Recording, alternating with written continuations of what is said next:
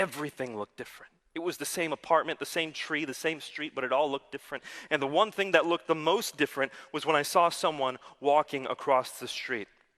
Now, I'd seen that millions of times before, but for the first time, I realized that's not just someone, that's someone that God was willing to die for. Think about this. As a Muslim my whole life, I believed that God sat on his throne and he would never enter into this world, and he ruled us from above, and he gave us a bunch of things to do, and he would judge us at the end of time. But this story is that God was willing to enter into this world, in a filthy world. And he was willing to live as a carpenter, blue-collar laborer, and he's willing to live with people who would ultimately betray him. And then he's willing to go to a cross and suffer and die for the sake of sinners. Our God, who created the universe, all the stars in the sky, he just thought them into existence. That God is willing to die.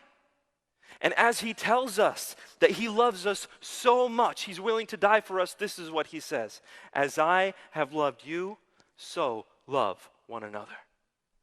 And if I'm willing to watch someone walk across the street and let them go about their day, and I'm not willing to love them so much that I'm ready to die for them, then how am I following Jesus? What does it mean to follow Jesus if he's willing to die for people who sinned against him and I'm not? How am I a follower of Jesus?